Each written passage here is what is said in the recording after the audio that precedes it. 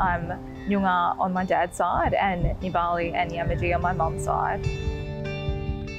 We're at Allendale Pool today, and it's just a really significant place for me because when I grew up as a young person, my dad used to come down here with my mum and all of us family, and it was just a nice place that we would gather and tell stories and just be able to be down on country. From humble beginnings growing up in the Midwest city of Geraldton, Indigenous lawyer Emma Garlett has gone on to win Australia's most prestigious overseas postgraduate scholarship to study at Oxford. This year I was a 2020 recipient of the John Monash Scholarship. It's the equivalent to a Rhodes Scholarship in the UK, and it's equivalent to the Fulbright in America. So it is very significant. I feel very overwhelmed by it. What I'm doing is not just something I want to do on my own, it's something to make the future better for Aboriginal people and for all Australians. This urge to honour her people has driven Emma since she was a child. So I grew up in Spalding, and my first job was at Red Rooster. And one of the things that was really, really important to my parents is to make sure that I had a great education, so I was able to make a change and make things better for Aboriginal people in the future. While she has her sights set on big changes, she's also all about the importance of being grounded on country. So it's important to be on country because you need to practice your traditions and your customs so you can stay connected to the land, and especially in a time where there's an increase in Western culture and civilization. It's the stories of how the land was created, how we exist here today, but also why we're here. And that's essentially why. It gives you purpose in life, it gives you meaning. Fired up to make a difference, Emma decided to study law.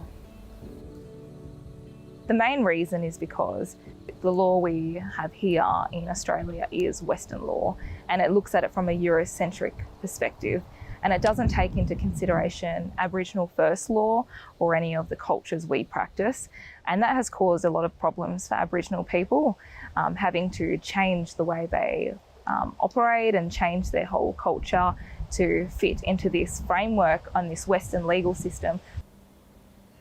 Emma graduated as the first Aboriginal student from the Curtin Law School and the Curtin Business School with a double degree.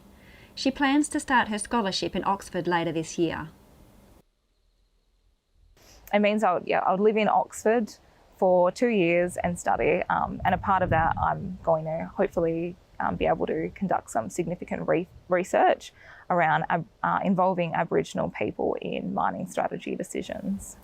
With such research under her belt, Emma hopes to convince private mining companies to step up and better respect Indigenous knowledge. Private companies can play a massive part in advancing social issues with Aboriginal people. And it's not just a government responsibility, it's a community responsibility. And so that's why I want to research that area. How can we involve Aboriginal people in mining strategy relating to environmental, social and governance?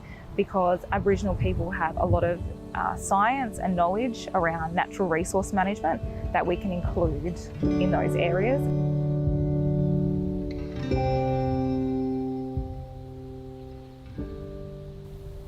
She hopes her work will make her ancestors and her elders proud. A lot of my elders who have gone before me and who have passed, and even my dad has passed away as well. I think everything that I've learnt as a child and all of the stories they've told me and the connection to land, culture, and being able to pass that on for generations to come, they'd be really proud that I'm able to do work to do that. Yeah. I just hope I make a difference, and I hope I make things better. I hope that there's more equality, and I hope that decisions made are representative of all people.